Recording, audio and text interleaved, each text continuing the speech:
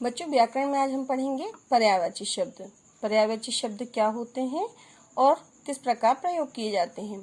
जो शब्द समान अर्थ बताने वाले होते हैं उन्हें समानार्थक शब्द या पर्यायवाची शब्द कहते हैं। समान अर्थ प्रकट करते हैं उन्हें समानार्थी शब्द या पर्यायवाची शब्द कहते हैं। कई बार हम ऐसे शब्दों का प्रयोग करते हैं जो एक दूसरे के बदले में अर्थात प्रयोग में आकर समान अर्थ देते हैं, लेकिन यहाँ यह इस बात का ध्यान अवश्य रखना होगा कि वाक्य निर्माण करते समय हम हर जगह पर्यायवाची शब्दों का प्रयोग नहीं कर सकते हैं। कैसे है कि नहीं कर सकते? जब समान अर्थ दे रहे हैं तो कैसे इनका प्रयोग नहीं कर सकते? तो इसे एक उदाहरण के द्वारा समझा जा सकता है। जैसे कमल और जलज। कमल और जलज दोनों ही पर्याय हैं, दोनों का मीनिंग सेम है। कमल यानी कमल का फूल होता है और जलज यानी भी कमल होता है, लेकिन एक दूसरे के ये पर्याय हैं, पर इन्हें एक दूसरे के स्थान पर प्रयोग नहीं किया जा सकता। जैसे चरण कमल अर्थात कमलों के समान चरण, इसके स्थान पर यदि हम चरण जलज का इस्तेमाल करेंगे, प्रयोग करेंगे, तो यह सुनने में कुछ अटपटा सा लगेगा, लेकिन दोनों की मीनिंग सेम है, दोनों पर्याय हैं।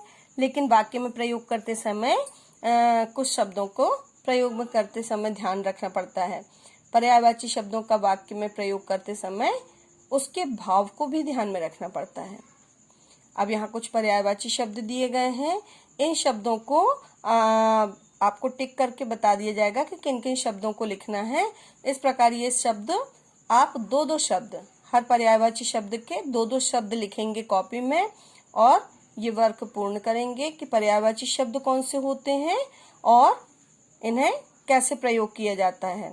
हमने ये आज सीखा और इनको आप कॉपी में लिखेंगे। जिन शब्दों को आपको पीडीएफ में दिया जाएगा उन शब्दों को। जैसे यहाँ देखो, कृष्ण को क्या क्या कहते हैं? पर्यायवाची बताइए। कृष्ण को क्या शब्द और बोलते हैं? कृष्ण को, कृष्ण के तो बहुत सारे पर्यायवाची हैं, लेकिन यहाँ पर देखो 3 पर्यायवाची दिए गए हैं। वासुदेव भी कहते हैं, गोपाल, माधव, मुरलीधर, है ना, माखन चोर, कितने सारे उनके तो नाम हैं। नंदलाल, यशोदा नंदन, बहुत सारे उनके तो नाम हैं। तो पर्यायवाची उनके बहुत सारे हैं, लेकिन यहाँ पर 3 ही दिए गए हैं। फिर हवा, हवा को अनिल, वात, समीर, पवन ये नामों से जानते हैं। शिक्षक को और क्या कहते हैं? अध्यापक, आचार्य, उपाध्याय, है ना। फिर गुरु भी कहते हैं इनको। समुद्र को क्या कहते हैं? समुद्र को, समुद्र के पर्यायवाची देखिए, उदधि, नीरनिधि, रत्नाकर, सिंधु, इस प्रकार इनके समुद्र के नाम हैं। सर्प को और क्या कहते हैं? सांप, नाग, भुजंग, विषधर। तो इस प्रकार ये पर्यायवाची शब्द दिए गए हैं। जिन शब्दों को लिखने के लिए टिक किए जाएंगे या दिए जाएंगे पीडीएफ में, आप उन्हीं शब्दों के दो पर्यायवाची शब्द कॉपी में लिखेंगे।